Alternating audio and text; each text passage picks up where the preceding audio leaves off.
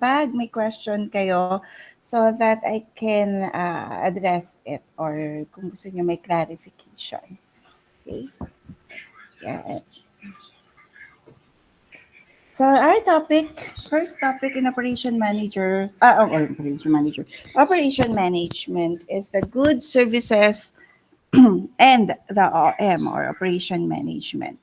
In this topic, or actually my goal in today's lesson is for you to have an idea of what is operation management kasi we usually base it on how we experience it. But to get the more guess of how it is really viewed as a wider perspective or in more technical aspect, yun yung ika-clarify natin. Okay? And then, after that, we'll have a bit of discussion about goods and services. Although I know and understand that you have an idea already of what it is. The thing lang that why I always include it in my subject or in discussion is that with regards to the detail of what is good and services and how it is being differentiated, laging may iisang aspeto lang tayong nababanggit, which is if you have a more idea about it, how it's being differentiated, mas ma-appreciate natin of why there is goods and why there is services and why it is important to be developed. Okay? Then after this, we'll be tapping, I think it's part of my lesson on the competitive advantage of the goods and services. Then after that, I'll be discussing yung mga strategies natin in creating goods and services and also ensure that help us ensure na magiging mas preferable tayo kaysa dun sa mga competitors ng business or ng minamanage natin na goods and services. Okay? Then, siguro sa latter part, we'll be tapping also strategies operation management strategies allocated to the different level of management.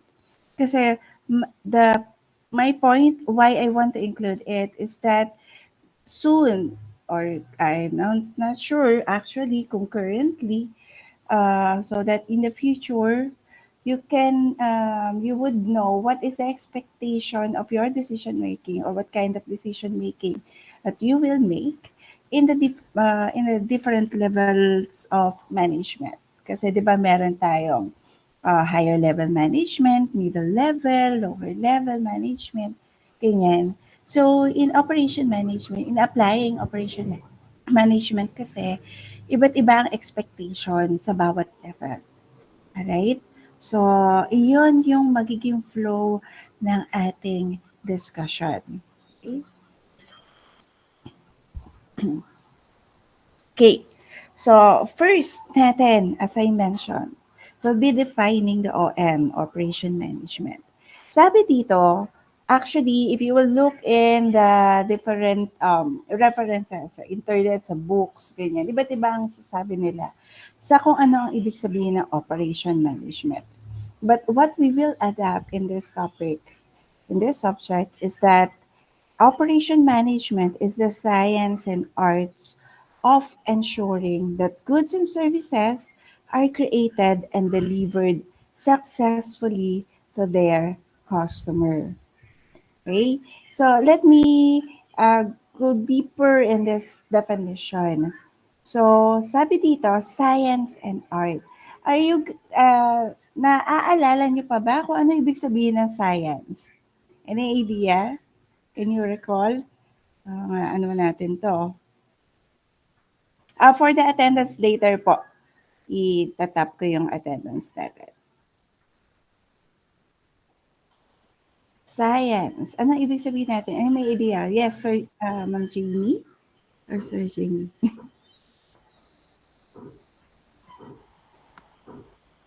Miss Jamie? Hello po. Yes, yes po. Yes, ma'am. Ano natatandaan pa natin pag sinabing science? Knowledge po concerned with Alright. Thank you for that information, ma'am. Next po natin, Miss Aga.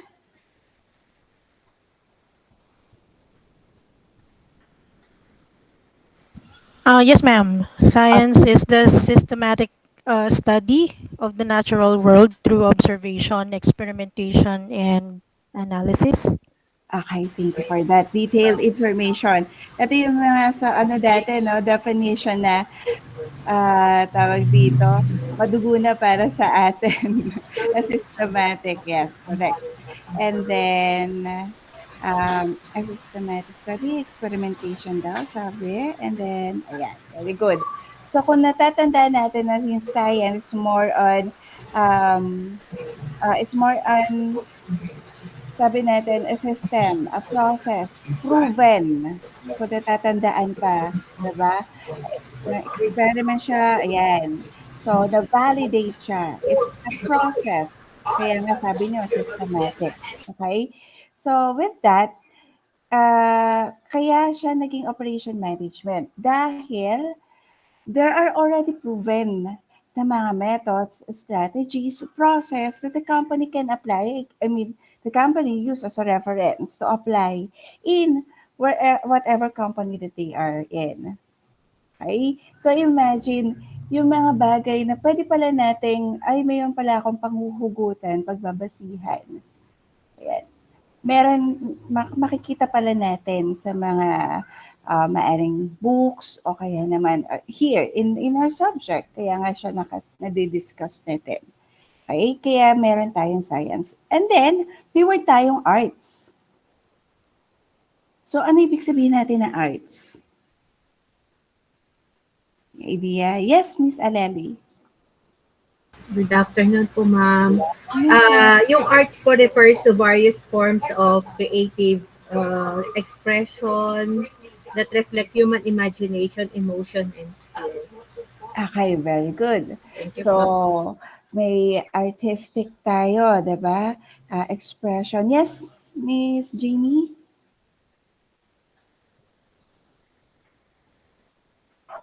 sorry po man, hindi ko pala Ay, nawala. ay, sige po. So, sabi naman ni Sir Marvin, creative expression. Sir Mary, arts, the expression of human creativity, imagination, culture. Ayan. So, yes, correct. Everyone already have an idea of what is art. It shows your creativity. It's a way you express through deciding whatever you want to happen. Okay? So, why is it connected with science, with operation management? When we do operation management, it's always based on the fact if you create a process, but when you deliver it, when you put it inside or apply it in the company, you can be creative as you are, as you want to be. Okay? So you create the process based on your preference, based on what you want it to happen. Kasi of course, all the process that you will choose to be there and to be followed should lead you to the goal. So, this also make us realize na since kayo po ay galing sa iba't ibang kumpanya, galing sa iba't ibang industry, kaya po nagkakaiba-iba ang ating application ng operation management. Okay? Na kung nasa healthcare industry ka, iba yung pagkakabuo ng proseso at pag-a-apply ng proseso ng operation management compared with the manufacturing companies, compared with the BPO companies. Okay? So, that make it unique. Yung mga processes natin, yung operation management natin, makes them unique from one another. Now, ma'am, paano yun? Paano natin masasabi na magiging effective ito? Okay? It will be based on, syempre, kaya nga meron tayo sa operation management na measurement. So that we be able to understand or realize na mag-effective yung ina-apply natin na processes. Okay? Hindi naman kasi pwedeng, ito ang gawin natin, step 1, 2, 3, 4, tapos. You need to evaluate it. If it is effective, definitely it will lead you to your goal. If it don't, then definitely you have to recheck the process that you made para ma-correct ito. So, ma'am, ibig sabihin, this science art representation ng mga activities namin in the operation in the company is the one that create goods and services? Yes. Kasi there's always an output on whatever we do. Okay? And hindi lang nagtatapos ito sa, okay, tapos na po, meron na akong produkto. Nagawa ko na yung service. Is that the end of it? No, definitely. If you will check on this definition, may nakalagay ako dyan, delivered successfully to their customers. So, ito po I want to highlight gaano kalawak ang operation management. It doesn't only revolve inside the organization, but hanggang sa makarating ito sa kamay ng ating mga customer. And yes, correct yung nabanggit ninyo. They are satisfied with it. So imagine ninyo, for example, I don't know if you have experienced this, yung nag-order kayo online, yung de-deliver. So you know that the company, example lang ako, I've experienced, I ordered a cake. Tapos I know naman that this company produces really a good cake. Ganyan. Pero pagdating sa akin, naku, na-deform na yung cake. Tumumba na. Okay, ayan, basta nagkaroon ng hindi na maganda yung itsura niya. So, still, hindi naman na magpapasaya sa akin is yung, alam ko, masarap magluto ng cake itong mga to. Kundi kung ano yung presently na experience ko. So definitely hindi ako ngingiti kapag kakita ko ng cake na gano'n, 'di ba? Even kayo. So is it successful ang application natin na operation management? No po. No, ma'am. Yan. Kaya po, nagma-matter din na very important sa company yung ensuring that their product will be delivered successfully sa mga customer. Kaya may mga company, I don't know if you guys are also belong to those kind of company, that they really check on how they deliver the customer, if they are happy with it, if they encountered any problem sa pag-receive ng product. So, may mga ganong company kasi it's for them to complete the operation management aspect up to the last part, the successfully delivery of their product. Okay? Why do we want to have a successful delivery ng product? Because we have an idea already that kapag masaya yung customer, satisfied nga, as you guys mentioned, diba? There will be a repeat business. And that's how businesses really grows kapag natutukan nila ang operation management. Why am I reiterating this? Kasi there are also some companies who are now more focused on sales than focusing in a wider aspect ng operation management nila. Making a good product, creating goods and services that will be loved by the customers, and yes, successfully delivering it. Totally applying quality, as what was mentioned kanina, sa kanilang mga customers. Okay?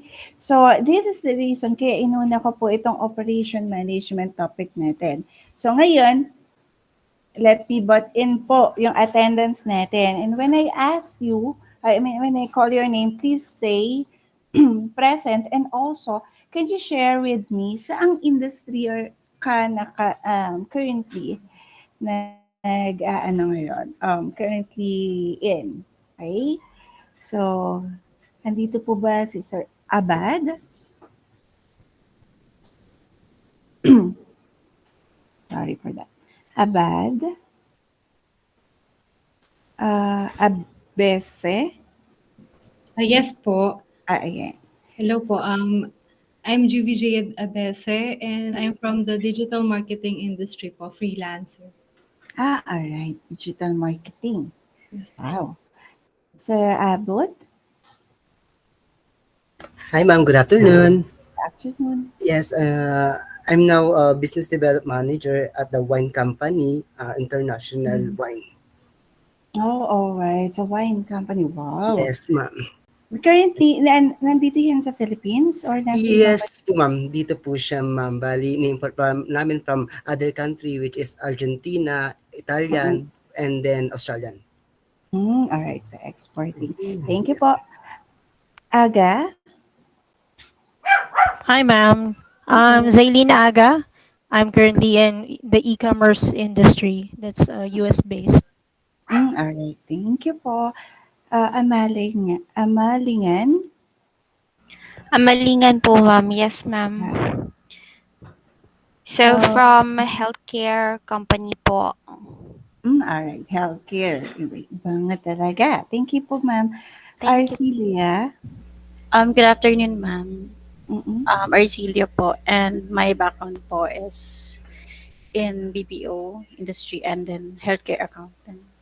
Alright. Sige po. Thank you. Arizala? Present po. Ma'am, I'm from BPO industry po. BPO. Ang mga bayaning puyat. Alright. Next, Arizala? Mama ko po yun. Ay, sorry. Mali ako. Hindi ko pa pala nalagyan. Balane? Hi ma'am, Clarice Balani po. I'm in a BPO industry sa operation side po. Alright. So, BPO din. Baria? Nandito po ba? Wala. Bendoy? Good afternoon po, ma'am. Nandito po. Ay, alright. Sorry po. Nasa ano po ako sa UAA and in the logistics services for in the provider sa chemical industry, pero nasa operations ako na field. Alright. So, nasa ibang bansa pala ikaw.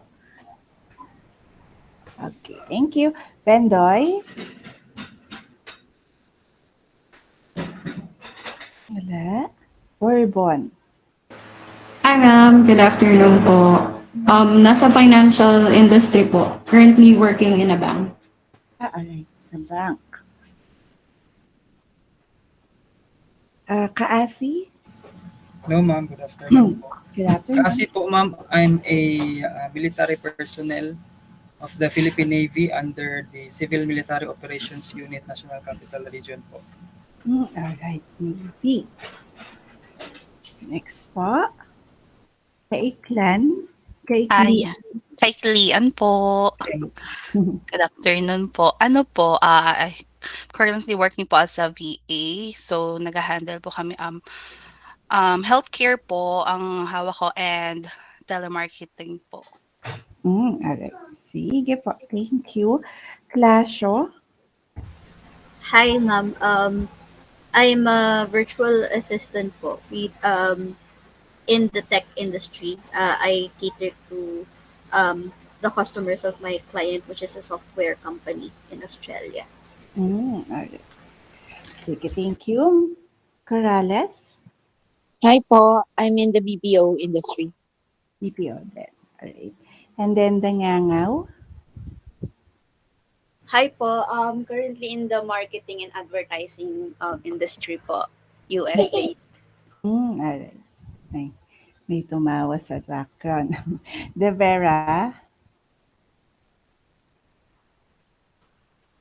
Wala po. De Suyo? Hello po. Francis Beans Disuyo, working po sa sales industry. Then, yan, more than 10 years na po ako sa sales. Thank you. Alright. Dumagtoy? Hello, ma'am. Jennifer Dumagtoy po. Currently working po ko sa logistic industry. US-based po siya. Bali kami po yung middleman between client, UPS, and FedEx po. Okay. Thank you. Durante? Hi, Rosario Durante po. Return to vendor specialist po, distribution industry. Okay. So, distribution. Next naman po ay Escalante. Good afternoon, ma'am. Robin Escalante po. Currently working sa Wilcon Deco po. Okay, so Wilcon. Thank you po. Estoque? Good afternoon po. Social Simon Estoque po. Currently working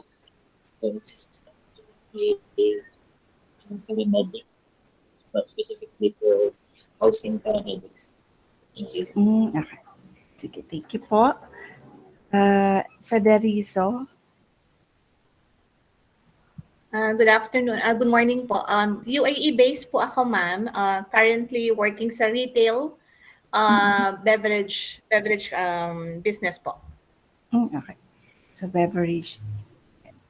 Then, meron tayong wine. Okay. Sige, tagay. Coca-Cola. Okay. Coca-Cola. Ay, pwede. Okay. Gamboa? Good afternoon po. Financial tech based in Malaysia po, ma'am. Okay, nasa Malaysia si ma'am. And then, thank you po, ma'am. Gapus? Good afternoon po. Financial po. Working operation po. Okay. Thank you po. Genyorga. Am I right po ba? Genyorga po. Okay. Genyorga po. BPO po. BPO po, team lead po, back office, work from home, set up, handling a US-based online shopping app. Okay, sige po. Next one natin ay si Grepel Dio. Hi ma'am, good afternoon po. Currently working po in aviation industry under a government agency po. Alright, aviation naman. Aviation Authority of the Philippines. Thank you po. Okay, thank you po. Gubatan? Good afternoon po, ma'am. Veronica Gubatan po, currently in Dubai, UAE po. Working po, manpower industry po. Okay, sa manpower. And then, Gutierrez? Gutierrez po, procurement po, medical equipment in particular po. Okay, sige po. Salamat. Isanan? Good afternoon, ma'am. Joanne Isanan po. Currently working po in merchandising department in a retail industry po. Thank you. Okay. Sige, thank you po. Loresta? Hello, ma'am. Sa construction industry po, ma'am, 10 years na po ako doon. Wow. Construction. Next po natin, Thank you po. Listana. Thank you. Hello po, ma'am. Working po ako as sales and marketing po. Handle ko po is shoes and artist po. Alright. Sige, thank you po, ma'am. Look. John Cedric Laok po. Currently working po sa BPO industry as a floor support po. Okay. Ang dami nating BPO dito. Okay, thank you po. Makaranas? Good afternoon po, ma'am. Jan Michael Macaranas, working in a banking and finance po as a fraud specialist. Okay, sa bank din. Dalawa na yung bank natin. Maramara. Hello ma'am, good afternoon po. Marvin Maramara po, life insurance industry po, as secretary po ng 2 unit managers po. Okay, sige po. Maranan. Yes, hello po. Good afternoon. Working po as data analyst po. Okay. Thank you. Thank you. Maureen? Hi, ma'am. Good afternoon po. Good afternoon. Admin assistant po sa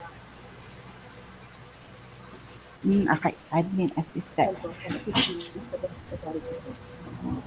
Okay, thank you po. Martin? Hello po. Yes po, I work as a VA po for a US-based client. Okay. Sige, thank you po. Mendoza? Are you Hello here? po. Currently working po sa financial industry, company based in Australia po. Okay, thank you po. Milena? Hello, ma'am. Jesus Gerard Miliana po. I'm currently running an accredited test na institution, ma'am. Okay, so that's that. And then, Minoza? So, good afternoon, ma'am. UAE based po, ma'am. Sa sales and marketing po. Sa instrumentation, calibration, and third-party inspection services po. Alright, sige, thank you po. Miranda?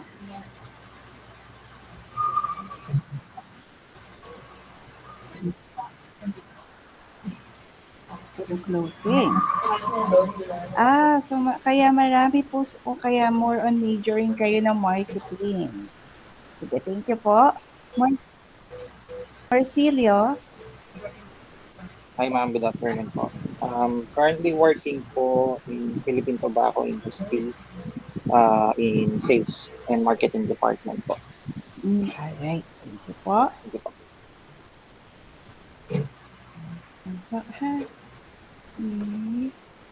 Ito lang kasi naman.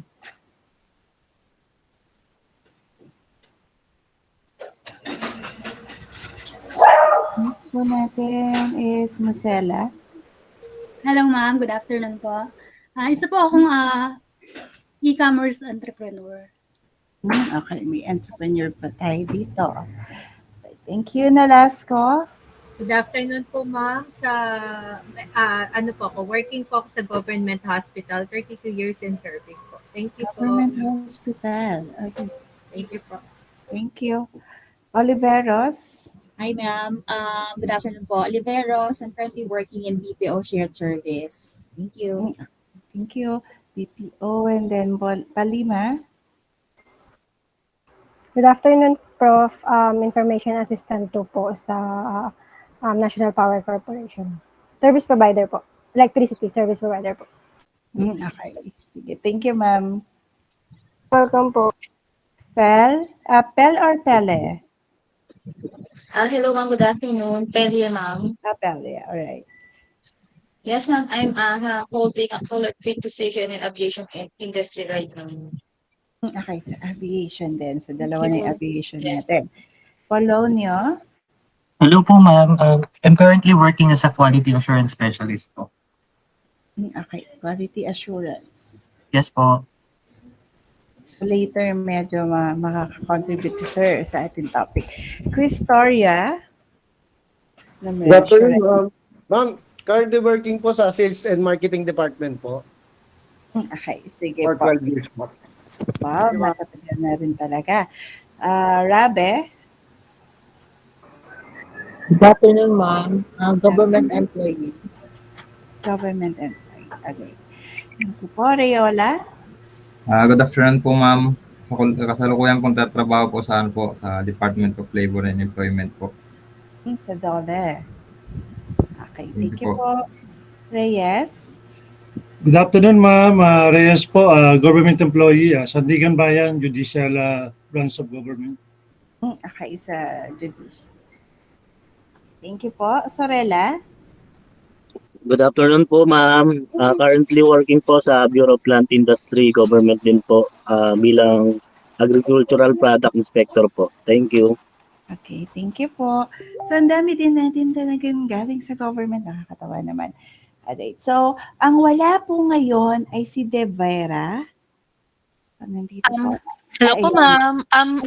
Nag-chat po siya sa dito po. Credited na po yata yung... Siya yun. Opo. Okay. Sige po, thank you. Bendoy? Ay, Parang credited na rin po kay Bendoy, ma'am. nag-credited na rin sa kanya. Okay, let me highlight ng dalawa. At si Abad, ganun din. Credit na rin po siya, ma'am. So, ang nag-credit ba nito dun sa mismong office?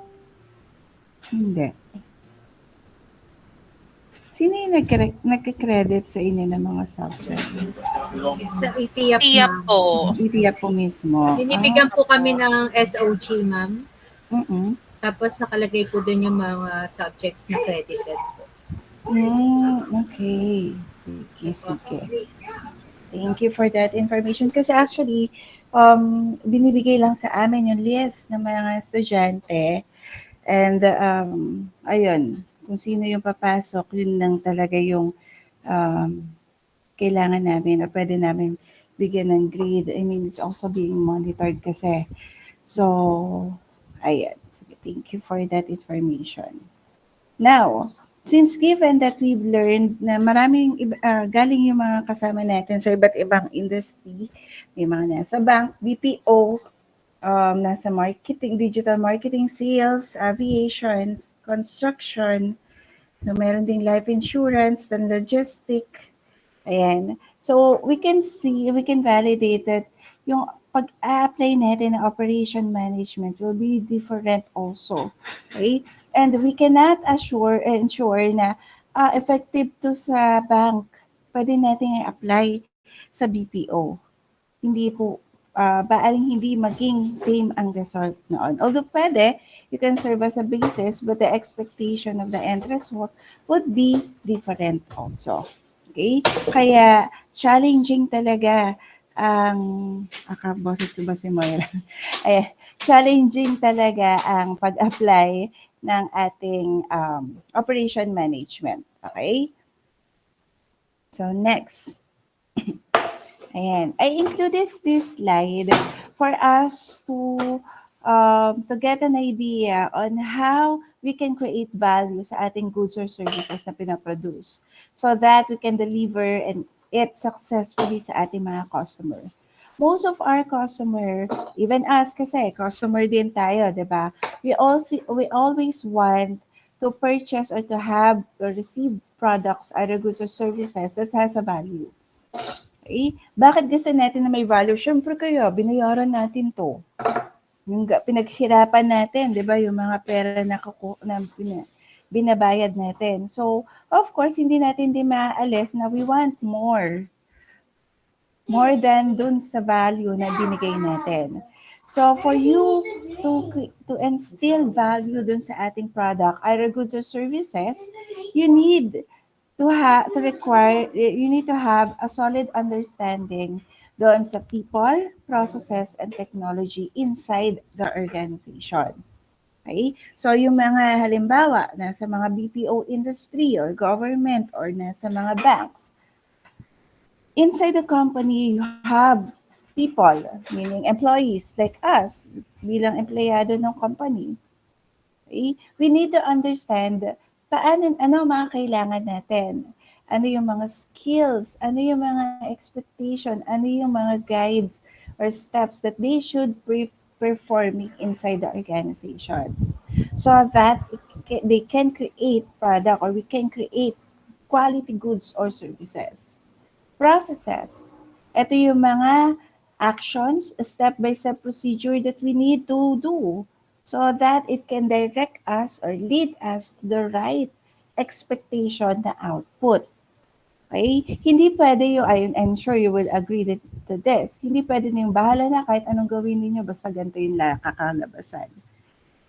Diba? Minsan talagang doon tayo mag-risk na, ay, wala, mahirap makita ang gusto nating makita pag ganun yung proseso nito. Okay? So, kaya po, we have to understand na kaya yung mga company, may mga proseso lang ang haba-haba, ang tedious, o sobrang ikli naman. May mga ganong factors eh. Kasi there is really a basic, I mean, it was created because there is reason behind it. Okay? Pero syempre, bilang us, as we know, the operation management, sabi ni ma'am, dapat maging artistic kami. So doon nagkakaroon ng, sabihin na natin na development sa mga processes. Okay? And then it was mentioned yung technology. So sa technology naman, hands up, wala na tayong magagawa. We need to accept it because it can really help us produce products that can be tawag dito, that can compete doon sa ating mga competitors. Okay? It help us ease. That's the usual definition of technology is the burden din ng process. Okay? Kaya nga, yun sa mga halimbawa, nasa government, yung sa I'm sure may passport naman yung mga iba sa atin, tama? So kung yung dati naabutan natin na, let's go, haba pila, 'di ba? Makikipagsiksikan ka pa. Or kailangan mong gumising na madaling araw. Tapos lulubugan ka rin ng araw doon para lang makakuha ka ng passport. Ngayon, rescheduling na. It's that is to the help of the technology or integration and technology. And sometimes, kaya with my experience, bilis ko lang nakatapos sa pagkuha ng pagproseso ng passport ko. Right? So, yes po. Ayan, minsan nga, sabi nga ni Ma'am Veronica, naabutan pa ng lunch break. Tapos yung papanalangin mo pa, sana matapos na silang kumain para magsimula na sila. Diba? Minsan naabutan na rin tayo ng init ng ulo. Yung tipong tagal naman nila. Baka sinama na ang hapunan sa pagkain ng tanghalian o kaya yung merienda. But that's how we embrace technology. We're able to embrace the technology. And imagine, in applying operation management, isa rin sa matatap ko later on, I want to mention na if yung operation manager tulog sa paghahanap ng technology, mauunahan kayo ng mga competitors. Okay? Some of you are already in the position or yung nasa management position na. Okay? Nasa lower level, may the management position na. And they would agree na hindi lang tayo pwedeng nandoon sa loob ng opisina. Kailangan lumabas din at maghanap ng mga bagay na kailangan. I mean, how we can improve the operation of the business. More so si operation manager. Okay? So, yun po. That's why we have this kind of slide. Now, I have here a question. Do you need to have a title of operation manager to do operation management? Kailangan ba may title muna tayo ng operation manager bago i-apply natin yung operation management? O bago tayo mag-act o mag-implement ng operation management? Do we need a title?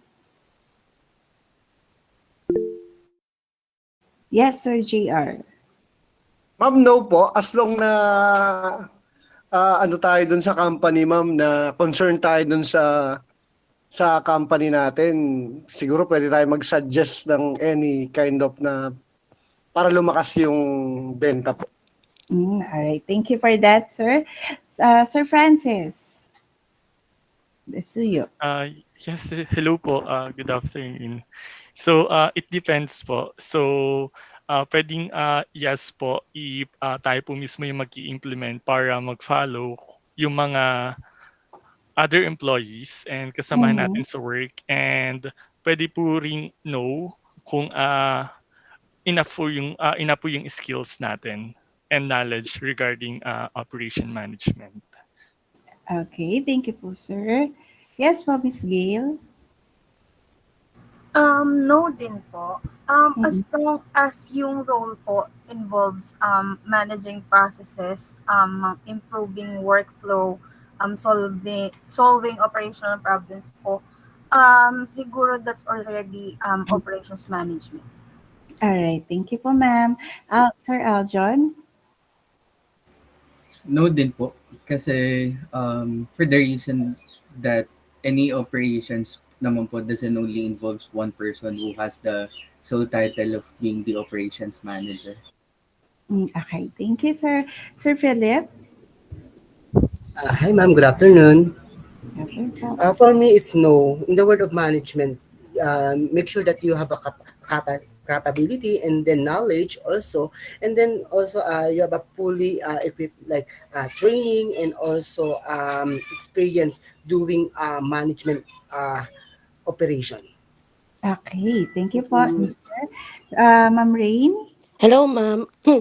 Sa case po ng industry namin, yes po, kailangan ng operation manager kasi syempre po, kailangan may dedicated person para makapag-manage ng operation, lalo na construction po.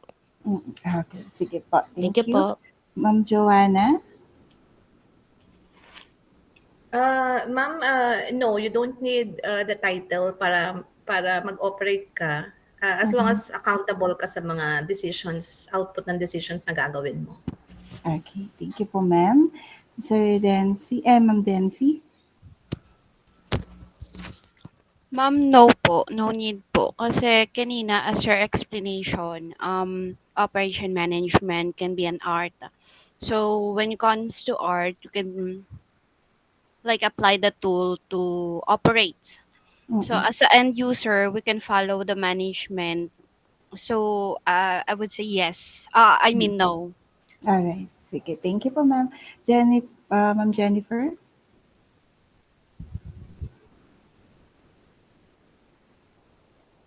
Okay, si Ma'am Clarice? Hi po, ma'am.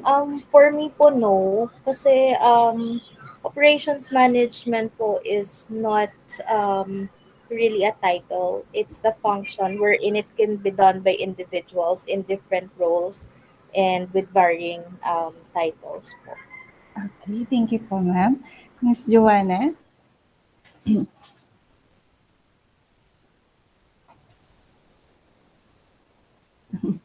All right, Miss Joanna? Si Ma'am Zailin.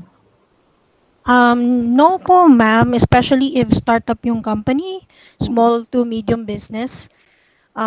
Usually, nagtitipid pa sila sa budget, so mostly CEO yung manage ng operations and other teammates. Pero pag large companies and enterprises, I'd say yes, it should be the operation manager or head of operations. All right, sige po. Thank you po.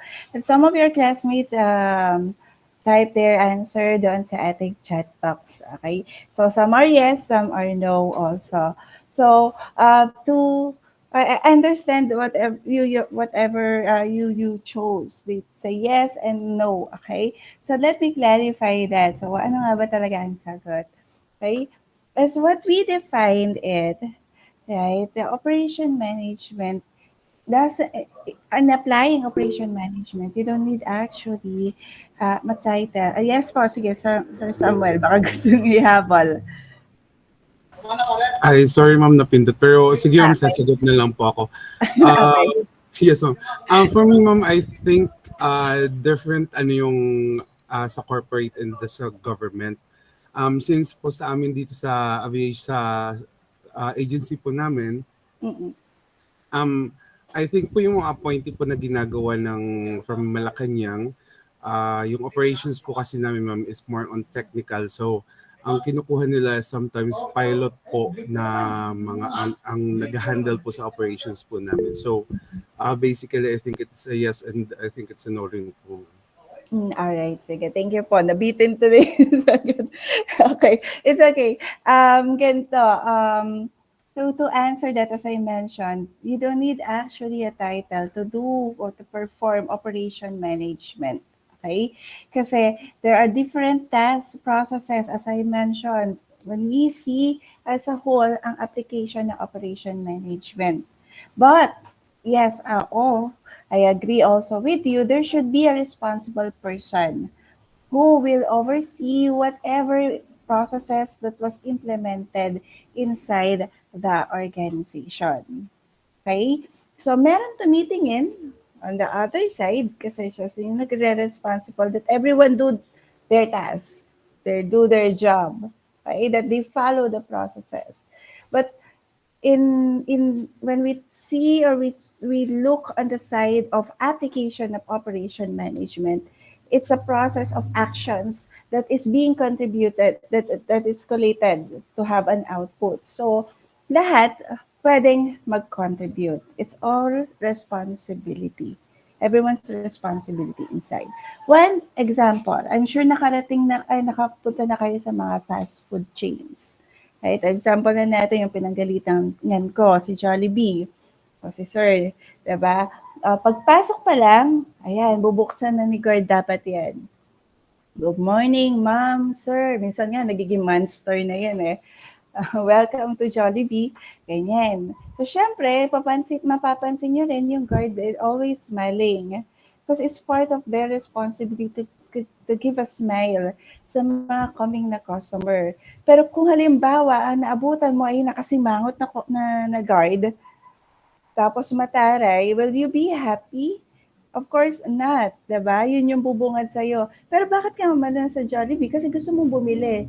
Pero naapektuhan ka ng pangunang proseso pa lang. So at the end, the result, hindi na ganun kaganda. So after that, the process is welcoming the customer, diretso. Kaya po, ang tapat talaga ng aming pintuan ay yung sa counter niya mismo, yung aming mga menu, ganyan. Tapos dun pa lang sa counter, greet ka ulit. Kasi it's part of the process ensuring na magiging maganda yung kanilang service. Pero you are there for food, not for service, but they ensure that it also has that quality kasi may impact ito. Then the food was given, kaya nasa kaliwa or kanan or nasa taas ng second floor ang kanilang mga dining. Because as expected, after getting the movement of people will go sit and eat at the table. Then, kaya rin malapit dyan yung sa pintuan kasi the expectation, since kaya fast food, is that after eating, they will go out and bago lumabas, you have to thank them because you chose that fast food chain. So, meron lang magkamali doon sa proseso na yon, it will give an impact sa successfully delivering nung either goods o kaya naman services.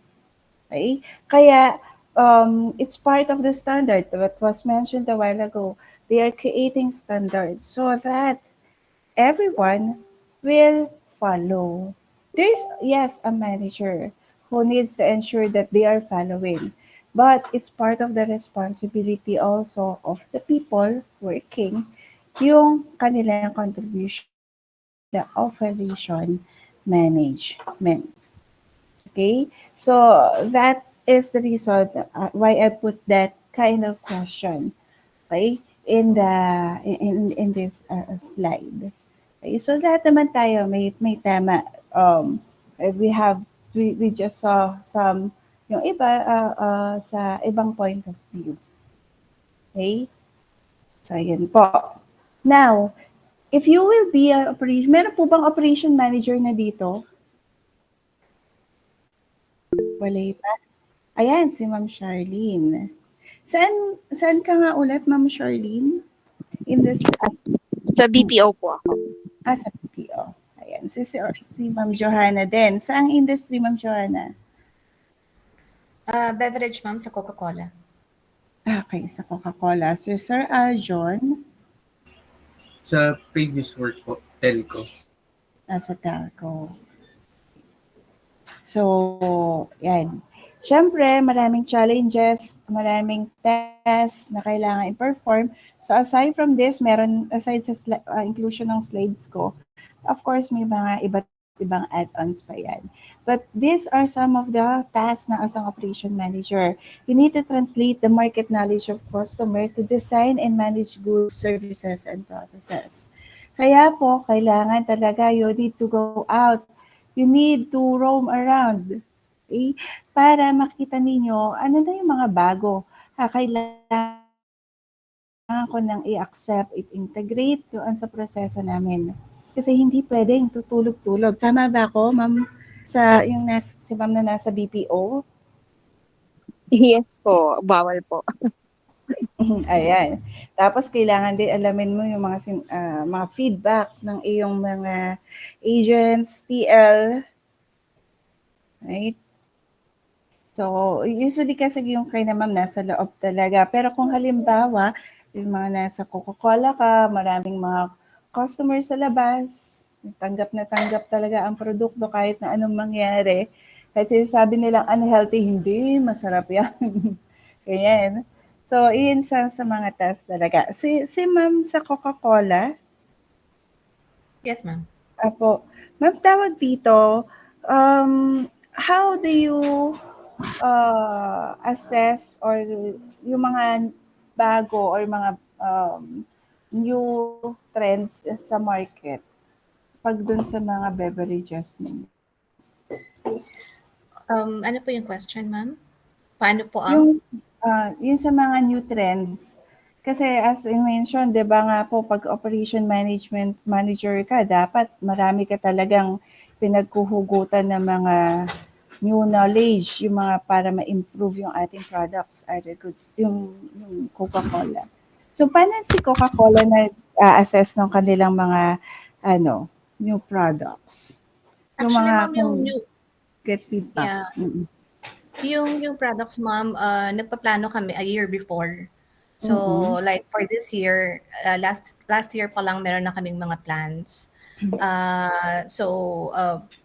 Depende rin po yun, ma'am, kung natatalo kami ng market share, kung bumababa ang market share namin. Doon kami din nagkakaroon ng immediate planning for the new SKUs and new flavors. For now, ang amin pong target market are yung youth, yung mga youth po. Kasi So you yung talaga, yes, ma'am. Opo, okay. So you collate the idea from the FAU, and then they are the Yes. one who get suggestion or from the po ba? Nagbabayad po kami ng mga ma'am, research team. Okay. So may give us the research and development team ba kayo dyan sa Coca-Cola? Yes, ma'am. Meron po. And then meron nag-analyze, and then meron din ho kaming outsider na isang company Ayan. na bumibili kami ng data. Yes po. Alright, then. So, ayan. So, we have an idea that there are many ways that we can get information, okay, para mas maging basis natin to be artistic, to create new processes in operation management of the business, lalo na connected ito with the product, okay? But, again, since there are always, changes is inevitable, it's given talaga. Okay? So we have to be awake and be aware of what are those changes. Kasi mapag-iiwan at pag-iwanan pag hindi na naghahanap ng pagbabago. Okay? Then we have helping organization do more with less. This is where we can associate it with the innovation.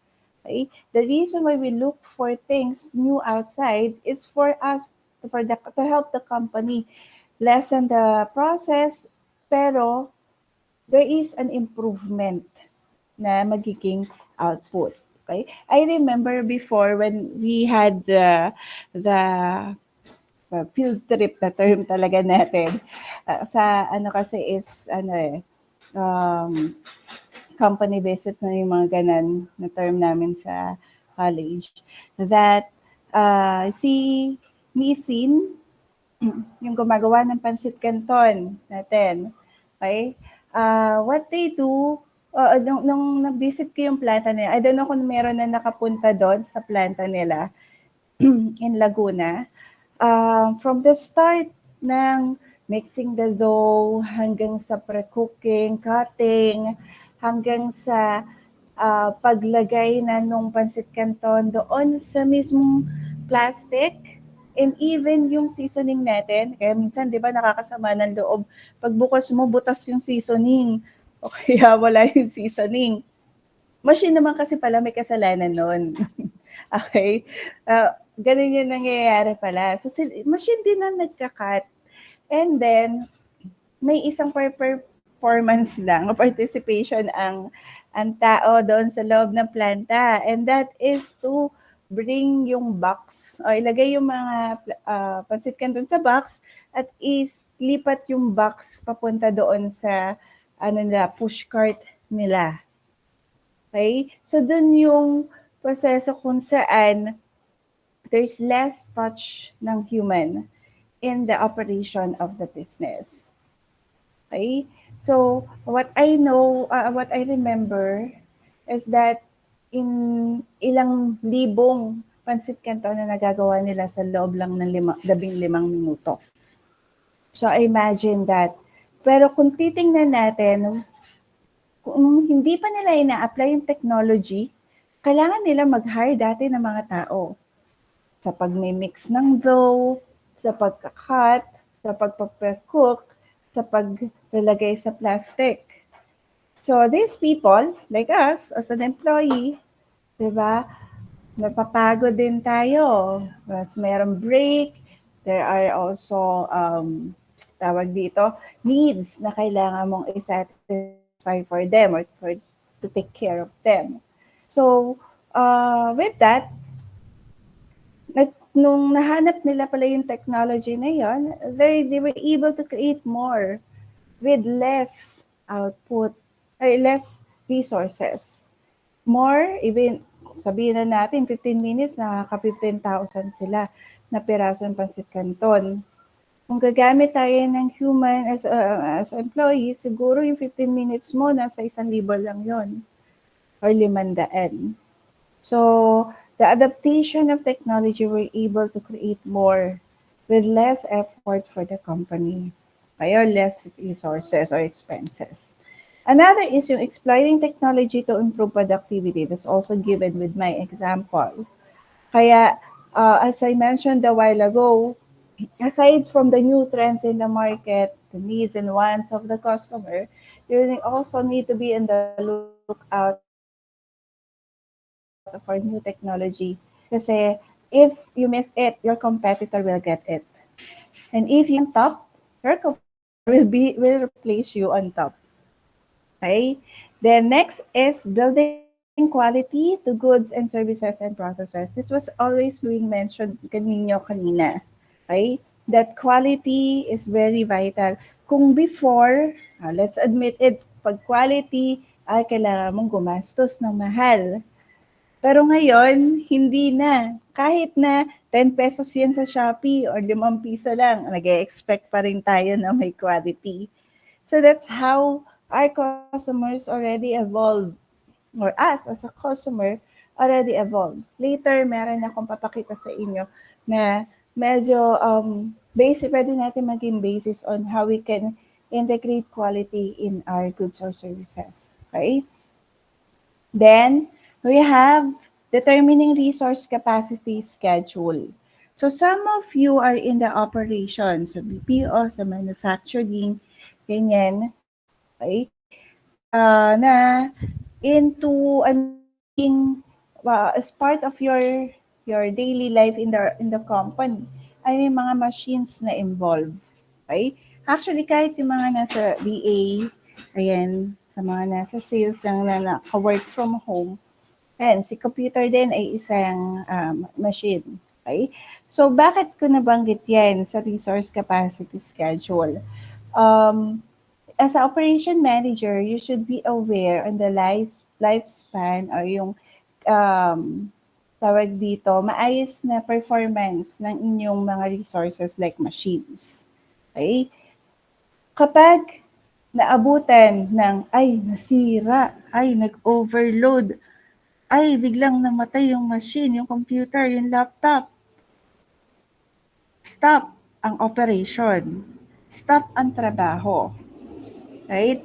But that will not happen kung regularly meron tayo maintenance and you are aware hanggang saan ang lifespan nito. Yes, ang mga machines po have their actually lifespan kung kailan maganda yung performance at kung kailan maaring mag-breakdown na ito. Okay? As operation manager, you'll be, by knowing this, their capacity schedule, pwede ka nang magkaroon ng strategy wherein you can already have a backup, or you can already prepare for a backup in case there are things na nangyari o mangyayari. Like yung kanina, pagkasila, pag-breakdown. Okay? Yesterday, it was mentioned by one of my students also na nasa into printing sila ng merch ng ng kalaban naming company na ng McDonald's. So,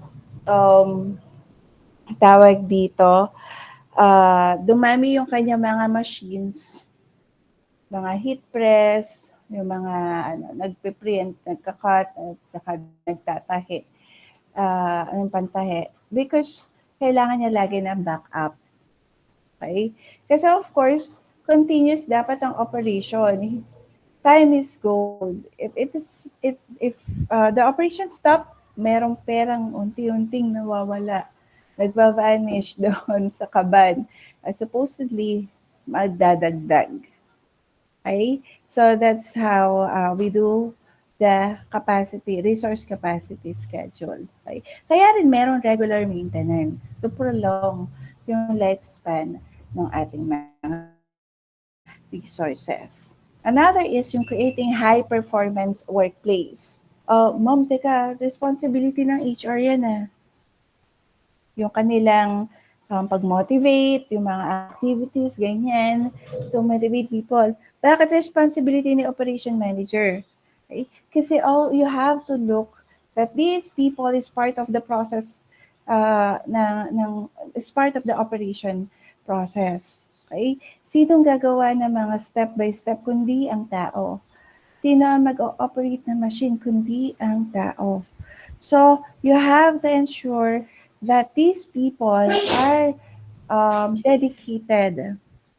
Ayun, must reach, yes.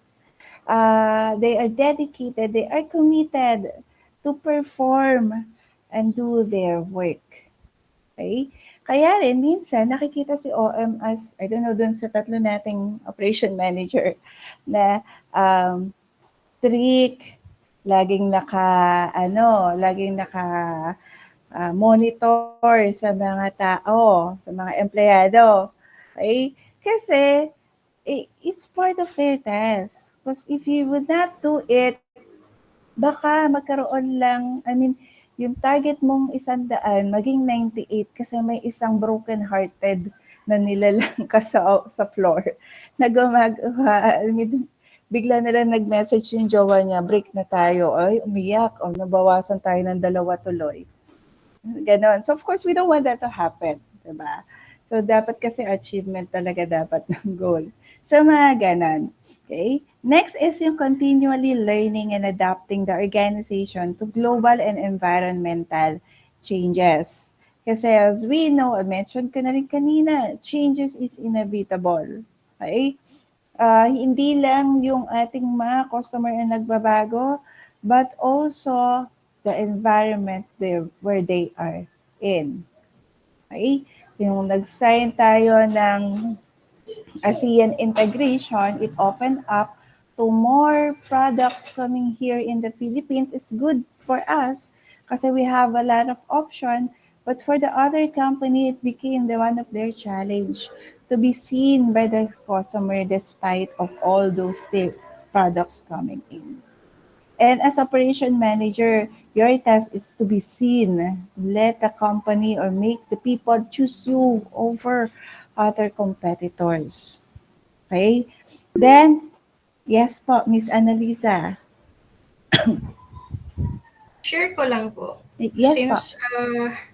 day po kasi kami, so yung mga containers or yung mga liquid chemical tanks, after ng offloading ng mga products, sa amin kasi napupunta. So, for cleaning. So, before we accept that, chine-check namin yung MSDS or yung safety data sheet ng product mismo. Yes. So, kung pwede ba siyang malinis, pwede ba siyang, yung mga residue nun, kung pwede ba siyang i-dispose after. So, minsan kasi, pag sales ka or sa marketing, tanggap lang ang tanggap. Oo, sa benta yun yun. Totoo. So doon na minsan nagkaaway or nag-aano yung sa operations. Pero since restricted kasi siya, halimbawa may mga products na hindi siya pwedeng linisin kasi one, nakakasira siya ng wastewater treatment plant. So bago namin, ako as assistant operations manager, bago ko sasabihin din kasi ang hirap din, sasabihin mo sa customer diretso no. So, ano muna namin, so trial and error muna namin yung product kung pwede siyang linisin. And then after that, saka kami magde-decide. Maaari, wag munang mag-no. Ayan, correct naman dyan. Kasi there are really rules that we cannot we cannot overlook. Kasi, of course, gaya ng sinabi ni Ma'am Barry, may effect sa environment. And sometimes the effect is long-lasting. Kumbaga, hindi irreversible na. So sometimes, ganun din, I want to also add the idea that yung mga rules and regulation by the government, international and local also changes, adopting yung more safe, of course, na usage and disposal ng mga products. Okay? So, hindi lang yung environment, market natin nagbabago, but also the environment where they are in. And also, syempre, si company is in. Okay? So, that you should be aware about that. Hindi siya pwedeng i-overlook as it was mentioned. And you have to really ensure that your decision will be valid. I mean, will be the right decision, not only for the company, but also for the environment, okay, and for that society. So, yan. Isa yan sa mga challenge talaga ng OM. Another is ensuring the resources and operations are coordinated. So, I don't know with the others na involved sa may international companies. Ayan, na-challenge talaga ito kasi halimbawa, if you are an operation manager, like halimbawa, ayan, sa Jollibee, kung operation manager ka ng Jollibee, there are also, tawag dito, branches na minamanage mo. Okay? So, example, there are OM ng NCR. So, alam naman natin, napakaraming Jollibee branches sa NCR. So, kung 10, 20, 100 ang hawak mo, you have to ensure that they are all coordinated. Okay? That they are, tawag dito, following whatever processes. Kahit na wala ka doon sa mismong lugar, ginagawa nila yung ine-expect mo na ginagawa nila. Okay? Example, for Jollibee, may gantong klase ng tawag dito, ng promo. So, hindi naman pwede na yung sa isang branch, ay wala po kaming promo na ganito eh. Well, in fact, it was announced already countrywide na may gantong promo. So, definitely, yung supposedly magiging goal mo won't be achieved if you're not aware na continuously yung isang branch pala, 2 branch, ay walang alam na at hindi pina-perform ang ine-expect mo na i-perform nila.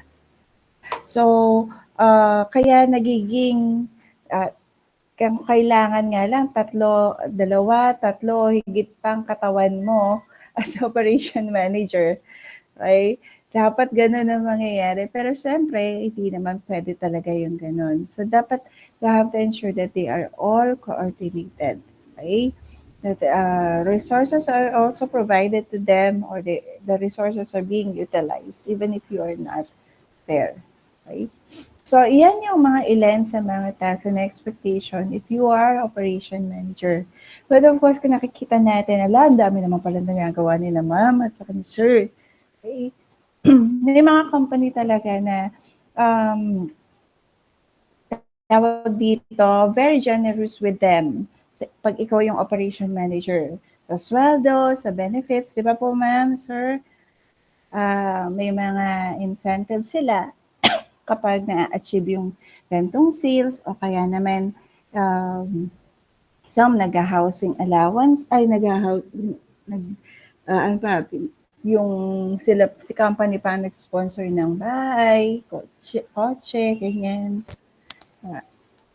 Yes, ayan, mga bonus, incentive, travel, kasi kailangan mo nga naman lumabas. So, dapat bayad di company yan. Okay. Sa Jollibee, ay, malaki talaga ang sweldo ng isang OM. Yan. Oh, sabi na naman, may food and housing pa. Goal na natin ito, Charis. Pero kailangan natin tanggapin yung mga gantong trabaho. Okay? So that's an idea of what is the responsibility ng isang operation manager. Now, let's proceed with the goods and services. Okay? Kanina nabanggit ko, alam ko may idea na kayo what is goods and services. And definitely, ang sasabihin niyan ay tangible and intangible. So, let's go beyond that. Okay? So, unahin muna natin yung similarities ng goods and services. So, goods and services are both driven by the customer. Okay? They are wanted by the customer. The customer needs it so that they can survive in a daily living. O kaya naman, they wanted it to satisfy whatever cravings or expectation that they want. Okay? So, ayan. Another similarities ng goods and services is that it can be standardized. Okay? Aside from that, it can be also customized based sa specific needs ng ating mga customers. Kaya po, minsan, as a customer tayo, di ba? We are, before we purchase either goods or services, meron na tayong iniisip na kung paano natin gagawin ito, gagamitin, paano natin i-experience, ganyan. And sometimes, before we purchase also, we validate it doon sa pagbibilhan natin. Okay?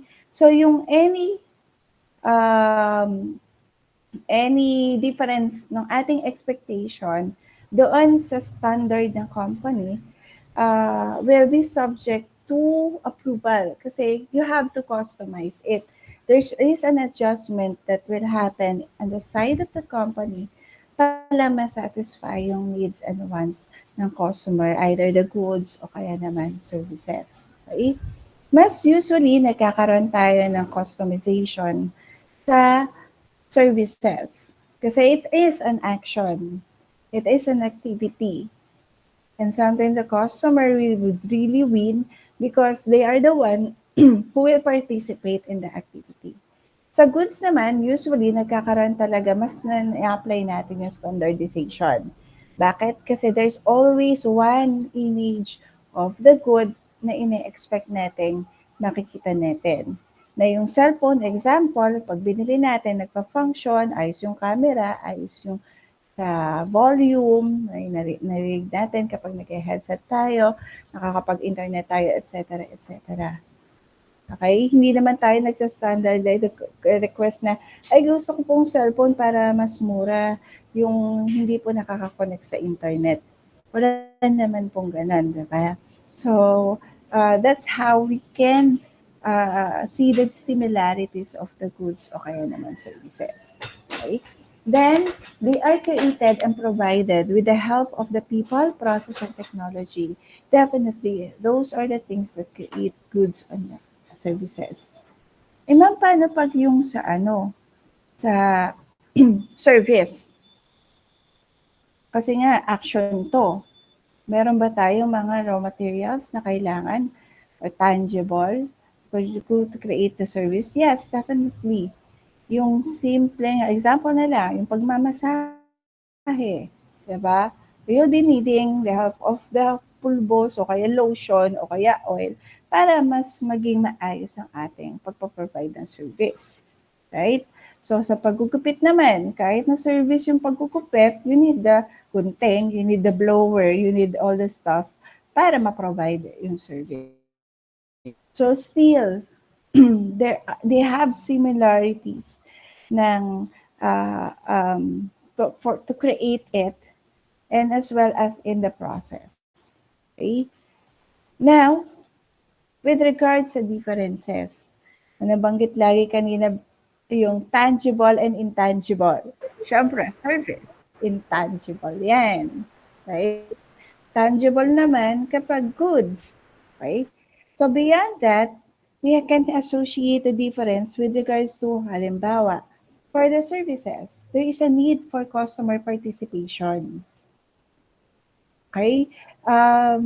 Hindi ka makakapag-provide ng yung sa parlor kung hindi ka makakapagkulot o kaya makakapagkupit kung ang customer mo ay nasa malayong lugar.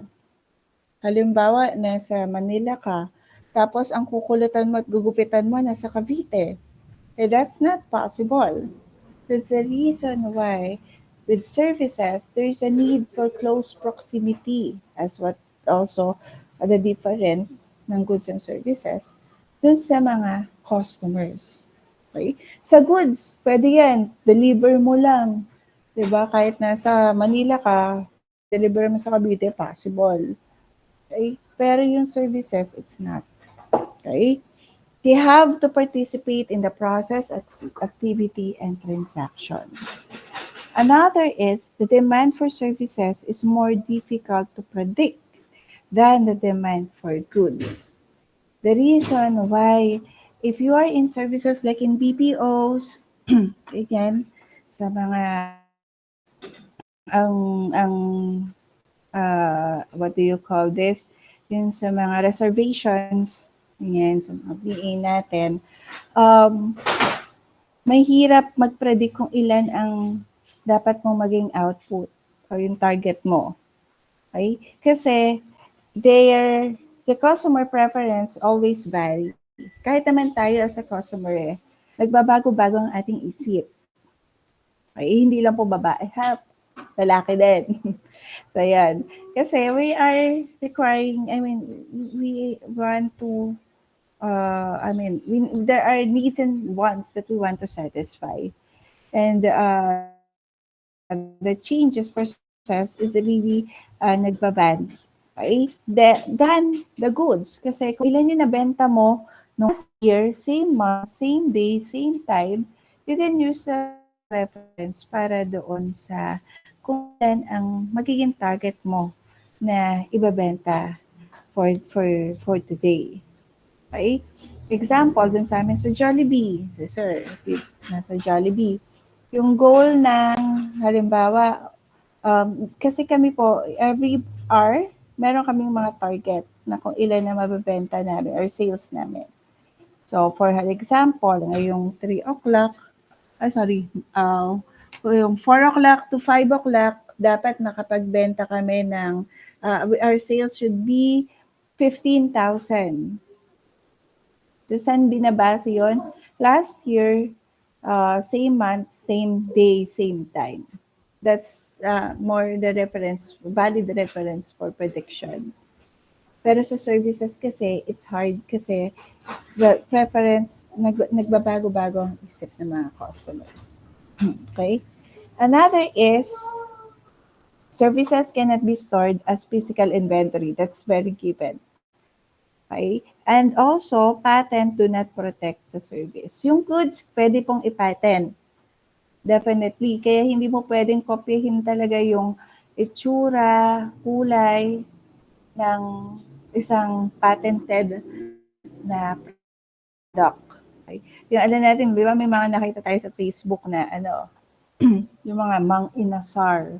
Tapos potato na kinorner. Kasi may potato corner. So yung mga ganun tipo, they are also patented that you cannot, or else, I think nasa 100,000 ata, more than, ang ating babayaran kapag na-penalize tayo, may nahuli tayo. Okay? Then, service management skills are paramount to a successful service encounter. So, with regards to your skills, isang difference ng services sa goods, example, yung kay Vicky Bello na product. Are we sure na si Vicky Bello ang gumawa ng produkto na yon? Hindi naman, right? Kasi they hire people to do that. Pero kasi ang ini-image natin is that si Vicky Bello ang may-ari ng product, world known, blah, blah, blah, blah. So that's the reason why we purchase it. Okay? So ayan, name lang naman talaga niya. But in service, if that is what you are offering, you should have the skills. Hindi pwedeng pangalan lang. Okay? Kasi that can be easily seen and validated by the customer na pinagbibigyan natin. Okay? And also, service facilities is typically in close proximity to the customer, as what I mentioned a while ago, compared with goods. Okay? Kaya nga, sa atin, ang validation na chine-check natin doon sa product, okay, made in US, okay, made in China, okay, made in ganito, ganyan. And that is fine with us. Pero, yung service, nila namang made, diba, made in na nangyayari. Kasi it's as dead cases tayo. Okay? So, that's the difference. Ayan, cool. So, that is the difference of the goods and the services. Okay? So, let's mag-move on na tayo kay tangible at intangible. That's more on the description na tayo. Next natin discussion is customer benefit package. Ayan. So, yung mga nasa sales and marketing and would see the beauty of the CBP, mas ma-appreciate natin. So, ang CBP po is the defined set kasi of tangible and intangible features ng products at good services na binabayaran at ine-expect ng ating mga customers. CBP is also the reason why there are uniqueness na nangyayari na ina-offer ng company, either goods or services. Depende talaga ito sa kung paano mo siya bubuuin or titimplahin. Okay? Ano yung CBP? Ano yung content ng CBP? Primary, peripheral, tsaka variant. Pag sinabi nating primary, this is the main reason why the product exists. Ito yung core offering niya or main purpose. Example, cellphone. Ano ba ang purpose ng cellphone? For communication, di ba? Kaya nga tayo bumibili, pantawag, pan-text, pang-check sa internet, o kaya naman, etc., etc. That is the primary. What is peripheral? This one enhance the product. So we can say these are the add-ons that is expected and connected to the primary purpose of the product. Okay? So kanina, sample ko is cellphone. Yung peripheral ng cellphone ay connection with the internet, yung makakapag music tayo, diba? Makakapaglaro tayo sa cellphone. So those are examples of the peripheral. Okay? So anything that enhance the product aside from its main purpose. Okay? Another is yung variant. The difference of peripheral variants is its connection or sabihin na natin relationship nito sa primary purpose ng product or yung core offering. Yung variant is not related to the product or its purpose. Okay? But it's added kapag bumili yung customer. Kasi it makes it more unique or then makes the customer more happy and satisfied. So kanina, in the example ko, cellphone, core offering, communication, peripheral, pwede ka mag-internet, mag-music, etc., maglaro, etc. Maganda yung camera, pwede ka mag-picture na maganda, mag-video. Variant, ma'am, pag bumili ka na itong cellphone na to, may free ticket ka to Hong Kong Disneyland. Imagine, merong add-on. Sino ba namang hindi bibili nun? Diba? Yung halimbawa yung cellphone, magkano lang 4,000, tapos may ticket ka ng Hong Kong Disneyland kapag bumili ka. So, the Hong Kong Disneyland ticket is not connected to sa cellphone. Kasi the cellphone will function without it. Pero when you add it in the package, it will enhance more. Okay? Yes, the term we can use also is the freebies. Okay? But the idea is, again, I want to reiterate, it should not be connected, the variant should not be connected to the product mismo. Or it's a different, just an add-on that is different doon sa mismo primary. Kasi added freebies can also be peripheral eh. Like exam cellphone. Tama dyan po, aside doon sa internet connection, sa pag-ano is meron kayong, may added kayo na headset. The headset will not function kasi if not, it won't be used in the cell phone eh. So it is also peripheral considered. Yung speaker can be also connected with the cell phone so that pag nag-phone ka, gusto mo mas malakas na music, gamit ka ng speaker. Charger, connected talaga yan doon sa cellphone. So peripheral din po siya. Pero kung yan ay kakaiba, dagdag, halimbawa, tumbler, hindi naman kailangan ayan. Yung free power bank, well, if it is connected with a cell phone power bank, it is peripheral. Something that enhances more the product. Okay? Pero kung yun kakaiba, bag, sa phone, yung kaya mag-function, ayan, hindi. Warranties can be also a variant. Kasi it's a service, hindi naman siya connected talaga sa cellphone. Okay? Kailangan nila ng cellphone kapag dumating yung araw na kailangan na niyang, diba, na nasira siya. So, yun. Naalala ko tuloy yung dati, yung isang klase ng iPhone na naglabas sila. Yung unang-unang bumili sa sobrang saya niya. Nalaglag niya yung iPhone na isang araw ata niya ipinila. Tapos, siya rin yung nauna sa pagwawaranty. Diba? Ang malas naman. So, ganun siya po. Okay? Ngayon, kaya nabanggit ko, it makes the tawag dito, it makes the product or other goods or services unique kasi it's up to you as the one in operation management who will be creative to create the primary peripheral environments of the product. Okay? Kaya we can also expect as a customer, ay bakit si ganito may gantong binibigay? Bakit si A may gantong binibigay, si B wala? Eh kasi yun yung CBP kasi noon ni A ay iba sa CBP ni B. Okay? Pero pwede rin naman, usually ito naman din ginagawa ng mga ng mga OM. They don't only look at the customers but also their competitor. It's part of a marketing. You guys know that as a who performs marketing and sales. Hindi lang dapat tayo nakatingin sa mga target natin but also sa mga laban natin. And that can be a basis also in creating a CBP. Okay? Probably way better than what the competitors is offering. Okay? So, ayan. So, hindi lang si sales and marketing gumagawa nito, pati sa operation manager, responsibility din niya ito. Okay? Ayan po. Ayan, laptop with free bag. Yes, pwede rin po yun. Variant yung bag. Kasi pwede mag-function si laptop ng walang bag.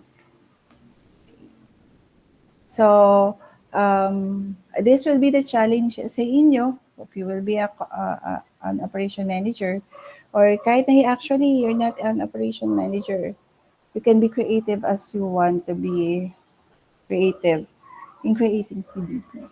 Okay. So, I also have here in the PowerPoint. Any question muna pa? Clarification? Do you have questions or clarification? Wala naman po. Okay. So, next. Yes po. So far po. Okay. Kala ko meron. Okay. So, next topic natin yung processes. Okay. Alam naman natin kanina pa nababanggit. step-by-step activities, sequence of activities that is intended to create a certain result, either goods o kaya naman services or information. Kaya yung mga data analyst natin, si Madam, you are also, your output is part of the the expected output for a process. Okay? Kahit na isa siya sa basis, usually yung mga iba't ibang task. Usually, sabihin natin, party lang naman to ng nila dahil basis nila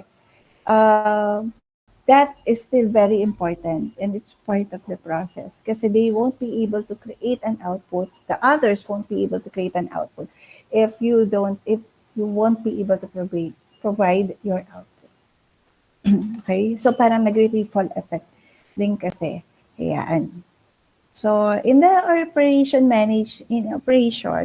there are key processes. Okay? I don't know if your task or your position is part of the value or support or general management process. Okay? So kayo na lang mag-identify. So una, value creating processes. These are the tasks or processes that is directly involved in creating the product, either goods or services. So yung literal na kayo yung nagbubuo, nagagawa ng produkto, either goods or services. Okay? We call it value creating processes. Okay? Yung mga nasa BPO, assisting the customers, yan, ay value creating processes. Kasi you have the hands-on, you have the reach, in close proximity with your, tawag dito, customers. Okay? With the customers. Meron din tayong tinatawag na support processes. Yung nasa support processes, their task is more on supporting yung mga nag-create ng value.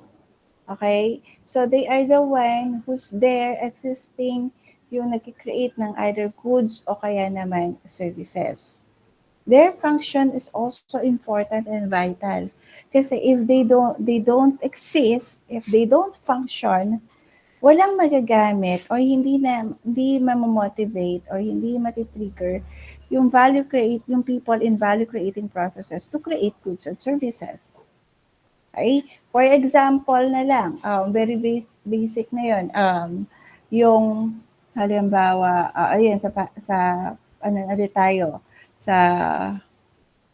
restaurant. So we can say value creating processes yung nasa value creating processes yung mga nagluluto ng food. Okay? You can consider support processes yung mga, for example, yung mga naglilinis, yung mga maintenance. Kasi if they will not function, hindi malinis yung paligid. Hindi nagiging maganda. Of course, yung nasa gumagawa ng food, hindi magiging motivated na magluto ng malinis na produkto, 'di ba? At saka maayos. Hindi magiging maayos ang kanilang situation ng paligid or safe, hindi magiging safe kung hindi malinis yung paligid. So support processes are also vital. Okay? Yung general management processes, ito naman yung mga gumagamit ng mga technical skills in the operation ng business as a whole para mag-continuous yung life ng organization. Okay? So sila yung mga usually, yung mga iba dito nasa sales and marketing. You're using your technical skills and knowledge para makapagbenta ng whatever products na pinoproduce ng company. So that is on the part of general management. Yung mga nasa HR, human resource management, ganyan. Kapag hindi sila nag-function properly, nag-hire ng matitinong empleyado, walang matino na magpupunta sa perform ng value creating process at wala ring matino na magpe-perform ng support processes. So that's why they are also vital. Okay? So, ayan. Those are the key processes in the operation management. Okay? So, ayan. Kaya kung titingnan natin, when we manage the organization, we have to identify, ito ang mga value creating process natin. Ito yung mga support process natin. Ito yung mga general management process natin. And they should be also their tasks or responsibilities should be coordinated. Okay? Para mas maging maayos yung flow ng operation.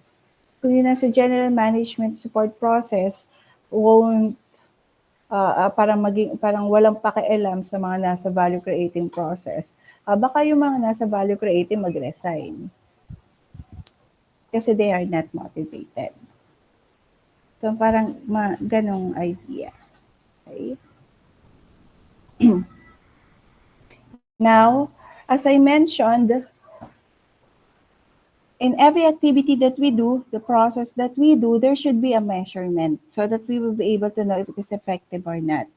If the strategy we chose, the creativity, and the process that we implemented, kaya meron tayong na-innovate na process, kung effective to or hindi, through measurement. Okay? So, in this part, let's define first kung ano ang ibig sabihin ng measurement.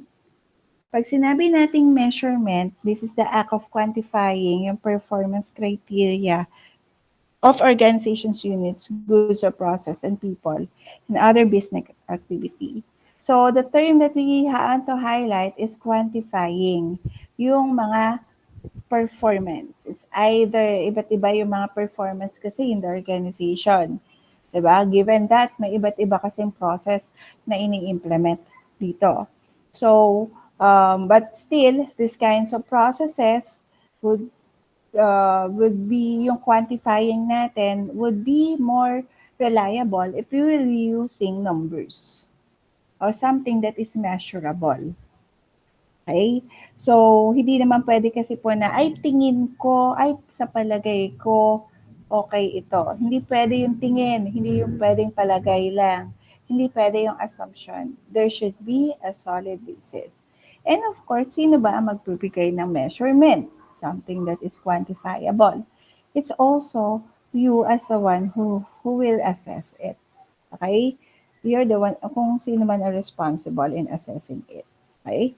So here are some key categories in performance measurement. So, ano yung mga pwede nating tutukan para ma-measure yung performance natin in the operation or in the organization.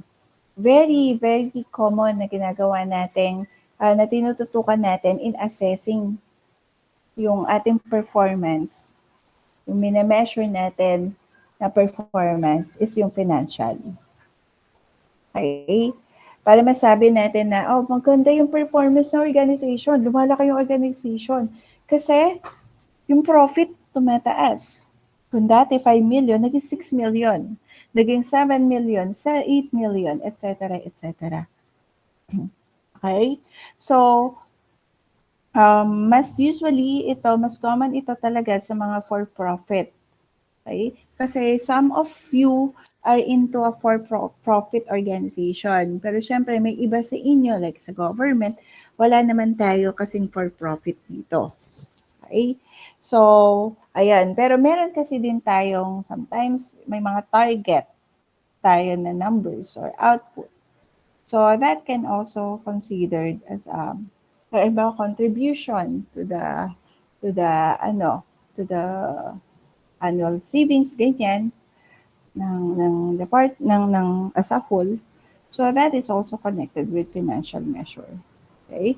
This also the cost and price are obviously indicator of the performance. Monitoring cost and adherence to the budget are important factor in the operation success. So usually in financial measures, hindi lang po profit ang pwede natin tutukan, but also yung costing, yung mga expenses na nai-incur natin. Kaya meron pong companies na they are really going into reusable energy. utilization of reusable energy para ma-lessen yung cost na or expenses ng organization. Bakit nila ginagawa to? Kasi syempre, lesser ang expenses, dagdag yun dun sa profit. So, mas malaki ang magiging profit ng company. Okay? The thing, again, I want to highlight with this is that we are basing these financial measures in numbers. It's something that is quantifiable. Okay? So, yan. Another, pwede maging reference natin in measurement is yung customer and market. Okay, kaya ma'am, dumarami yung mga customers natin. Yes, it can be also a basis. But again, there should be a number involved or a measurement that is viable. So, through customers and feedback, you will be able to know kung na-satisfy yung customers or not. Okay? Also, in sales and marketing, yung product awareness, measure din po natin yan. Yung tipong ang target lang talaga na customer nila, HCR, pero meron nakakaalam sa region 4, 5, 6. So, yung awareness, brand awareness is more, is mas dumadami or lumalawak. Okay? So, yan. One of the tools that we keep on using in assessing the satisfaction is syempre yung survey tool. Okay? So, yan. Another na pwede nating tutukan in measurement is the safety. Okay? Actually, the safety is the one na medyo talagang hindi natututukan or hindi masyado napapansin. You would really only realize its importance kapag may nangyari ng hindi kaaya-aya. Okay? Kaya, may mga companies talaga that they really record yung mga incidents na nangyayari. And if it consistently happening, there's really a problem na kailangang i-resolve. Okay? So, ayan. Lalo-lalo na kasi si safety, ang risk dito is the well-being of the people, the life of the people. Okay? Kaya usually, pag nasa government, kapag yung company nagpaparegister in the government, they are requiring yung tawag dito, inspections talaga for the facility. They ask for medical certificates of mga employees. They ask for checking ng mga water at saka yung syempre yung mga fire safety, fire safety, certifications from the fire safety department bago sila mag-allow na mag-operate yung business. Okay? Sino ba yung si Sir sa Dole? Sir, sa Dole? Andyan ka pa po ba? Opo, ma'am. Tawag dito, ayan, si Sir JV. Sa Dole po ba, pag halimbawa yung sa company, meron ba kayong, halimbawa, dapat wala tong, walang kaso to sa paglabag sa karapatan ng mga empleyado? Meron ba kayong required number or dapat totally zero?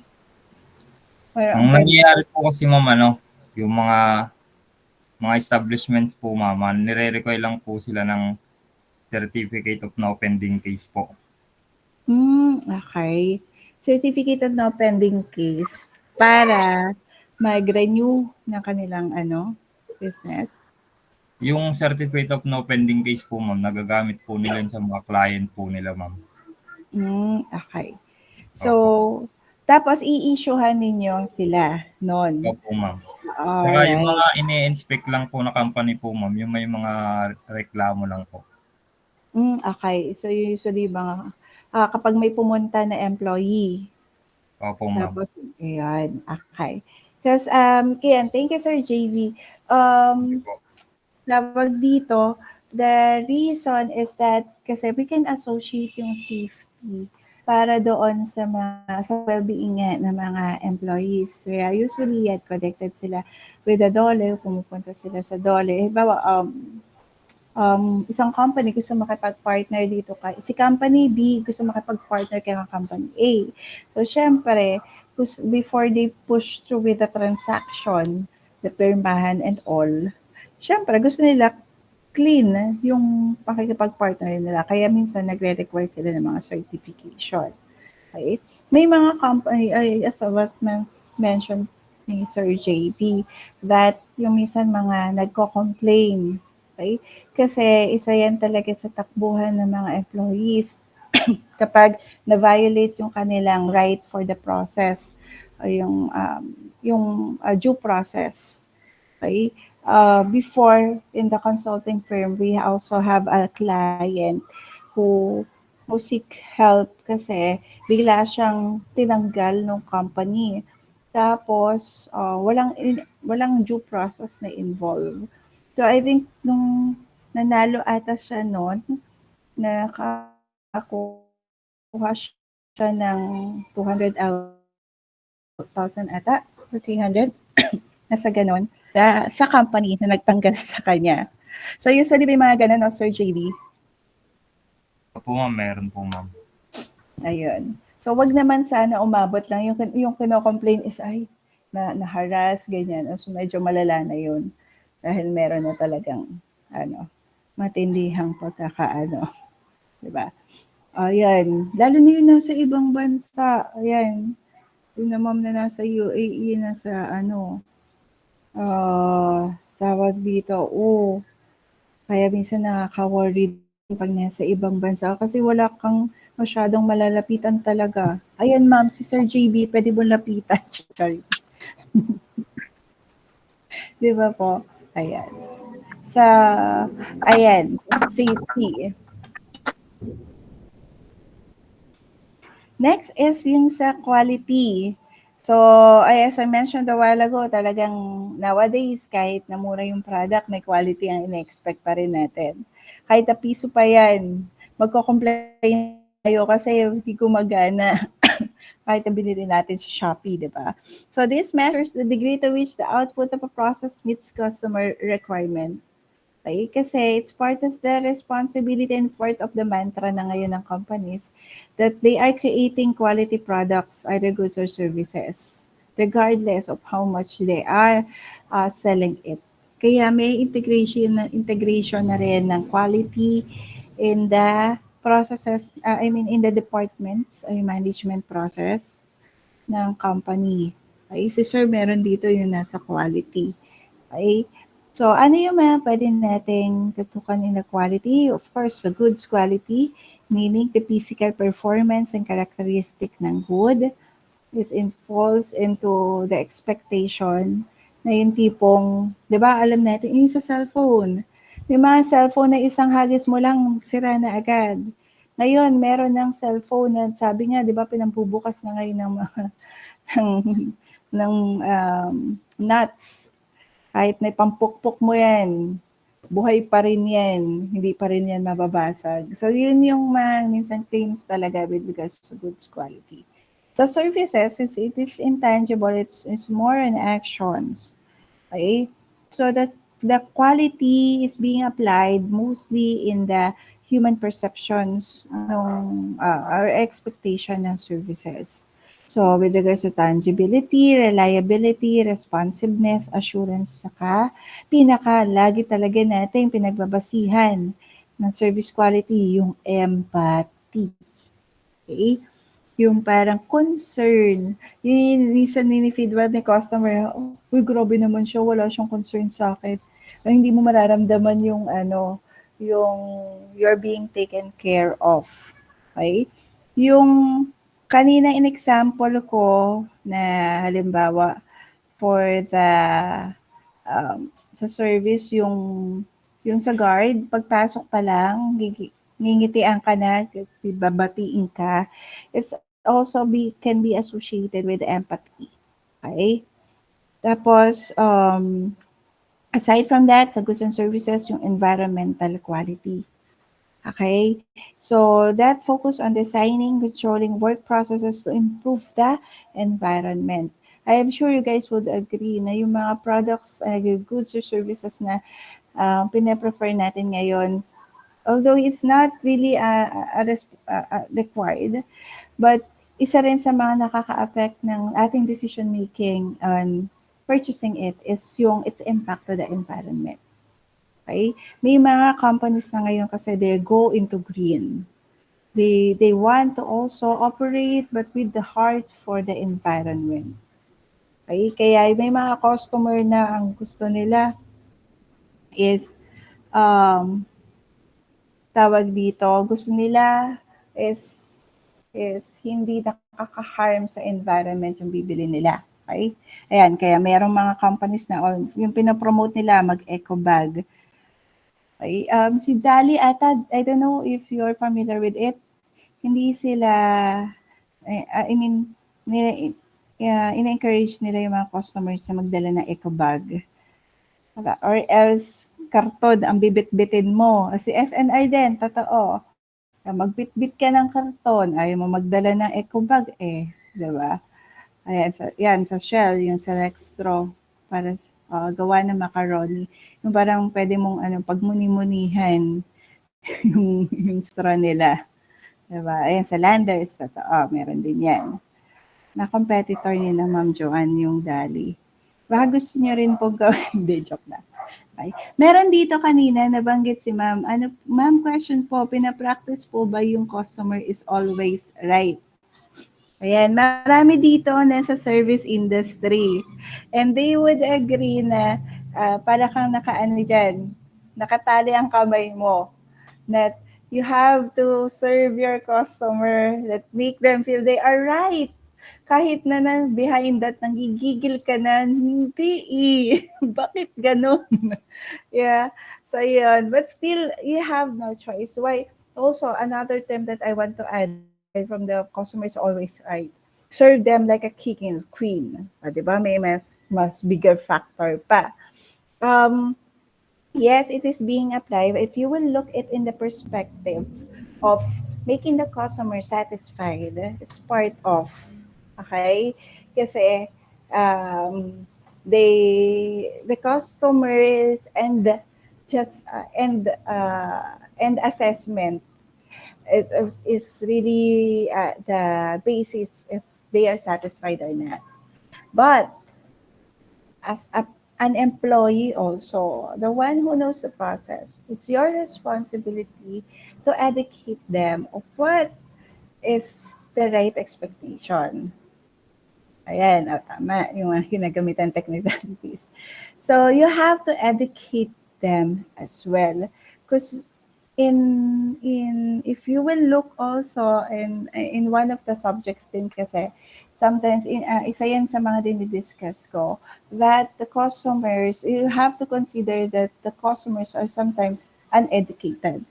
Not uneducated in a terms na wala silang alam, literally, but na wala silang pinag-aralan, but the idea that wala silang alam doon sa proseso na pinagbabasihan mo. Okay? And the point of view of the company, they're not aware because they are customers. So it's your responsibility to make them aware. Okay? So, kailangan sa part nun, for you to correct you have to correct their unawareness on things so that you can serve them better.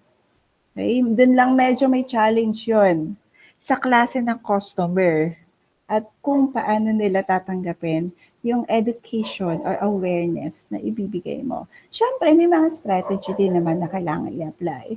You cannot educate them like a mother and a son or daughter na parang pagalitan mo at pagsabihan mo. But you have to still consider that they are the customers. Okay? Iyan, may sinasabi sa mga, kunwari po gusto nila bawasan yung semento to save cost, di po pwede dapat sundin yung design. Yes, correct. So you have to aware them. Okay? And minsan may mga modus pa. Correct. Extra chicken. Okay. So, ayan. Ganun siya. So for quality, kasi we cannot contest whatever the customer will end, in the end result or the end judgment ng customer. They still have the power on the successfully delivery of goods and services. Okay? So, yun po. Another, pwede natin reference, time. Okay? So, tawag dito with regards to measurement. Simpleng yung idea natin ng bilis ng trabaho. Okay? So, speed in doing something and additional to that, the variability of the process. Yung flexibility. Yung pag-changes ng processes, mabilisan din ba? Kasi we can associate it in the time and the adaptation of whatever changes that is happening or that will happen in the operation. Okay? Before, if you will look in the history of operation management, natutukan ng speed or time during the 1980s. Kasi sabi nila, pare-pareho lang ng produkto eh. Ganyan, kulay puti, kulay itim, kulay purple or pink. So, meron namang option si customer. Pero nagkakatatalo, sino yung unang magde-deliver? Sino yung unang makakapag-provide? Okay? And that is also can be a competitive advantage. Yes po, ma'am. Sino yung nagtaas ng kamay?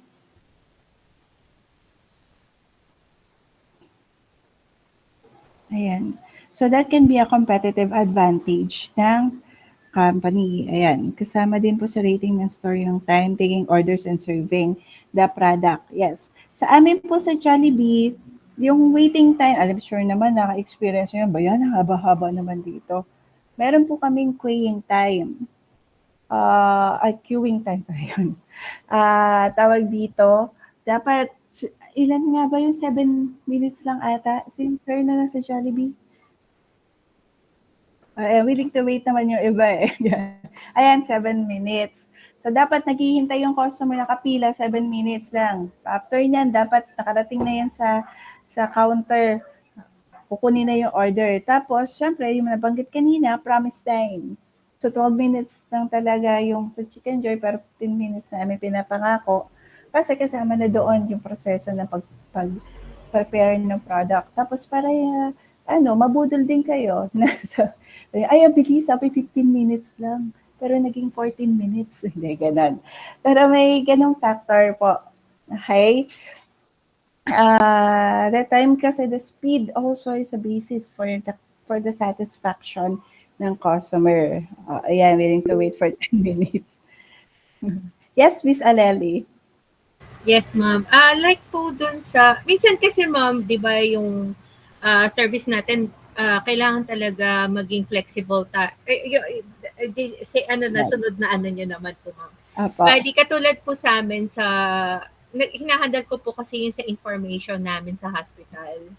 So, minsan, may na-encounter sila na may proseso kasi doon po, ma'am, na dapat dadaan sa triage, ganun. So, sabi ko, minsan nareklamo sila kasi parang tinuro sa triage, pinabalik sa kanila, sabi kong ganun. Hindi naman sa lahat ng oras, yung proseso susundin mo. Lalo na on the spot, na alam mo namang may ibang way para yung customer mo is mas mabigyan mo pa ng mas magandang serbisyo. Sabi ko po dun sa mga staff po namin dun sa information. So, kung sa tingin nyo, ano yung mas mabilis, yun yung gawin nyo. Basta, pa rin quality pa rin. Sabi ko ganun. Kasi, may time po na nangyayari, ma'am, na tuturo sa ganito, tuturo sa gano'n. Tapos, in the end, sa kanila rin ibabalik. So, parang, ang kinikater po namin, mga sick children So, mga may sakit na bata. So, parang, imbis na nabibigyan agad sila ng immediate na attention, parang nadidelay dahil dun sa mga proseso na yun.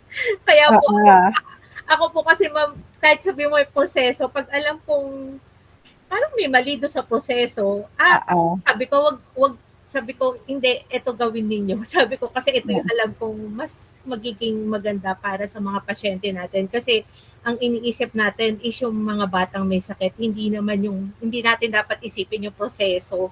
Basta alam natin kung saan natin sila papupuntahin. Parang gano'n, ma'am. Yun po. Opo. Okay, thank you, ma'am. I would agree with that, lalo na yung mga nasa healthcare services. Kasi, di ba, time is is gold sa inyo. It's life equivalent.